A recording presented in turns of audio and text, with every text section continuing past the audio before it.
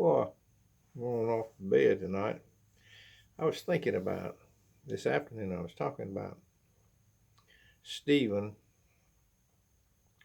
saying, "Don't lay this sin to their charge."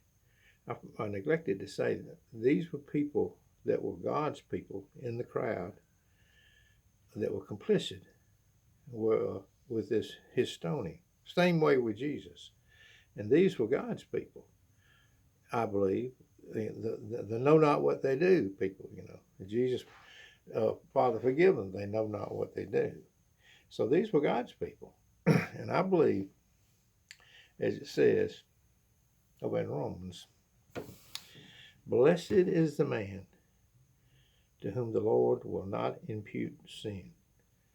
Brothers and sisters, there are people all around you.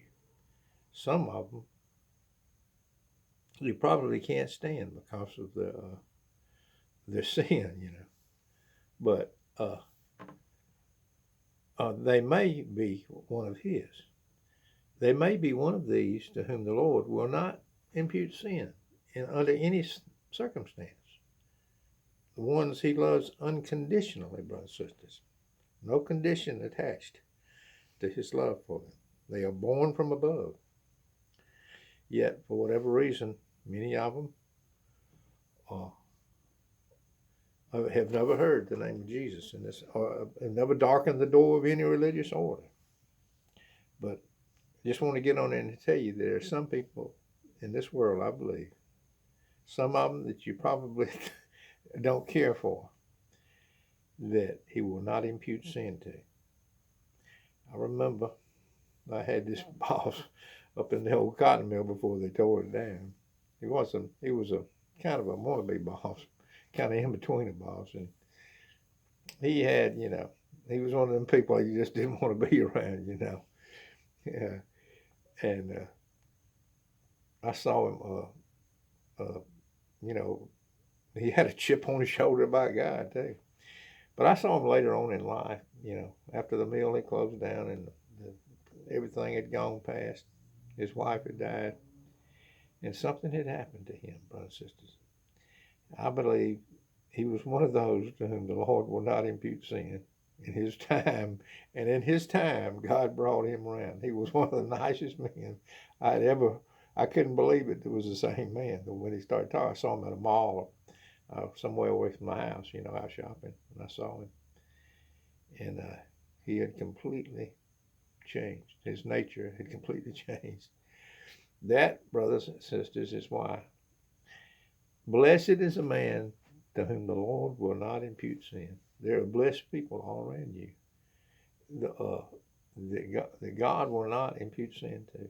In that regard, and that goes for anything, no condition, no matter what kind of kooky doctrine they got, no matter what kooky thinking they have, God will not impute sin to them. And they are a blessed person. Notice it starts out with blessed. Blessed is a man. That's why on the Sermon on the Mount, he said, blessed are the merciful, blessed are the meek. It goes on down this laundry list of people that had these characteristics. And this is, brothers and sisters, what I wanted to say tonight before I went to bed, that God has a people that are blessed, that he loves, and he won't impute sin under any condition whatsoever. And that's what I wanted to say. I'll probably sit back and lay down on my bed and say, did I say that right? I'm trying to make myself perfectly clear. There are some people that are blessed, and the blessing has to come first. You can't get yourself blessed. You can't do enough to merit this blessing. It has to be God that does it. And his appointed time, if that individual is a child of grace or a child of God, one that God chose before the world began, the new birth will occur. They may or may not have ever heard the name of Jesus while they were taking breaths in this body. That's what I believe to be true. But anyway, I'm going to go to bed now. Just want to say this a little. I left that off this afternoon when I was talking. And anyway, How do you know you're blessed of the Father? I think you know when. I think you just know. God gives you a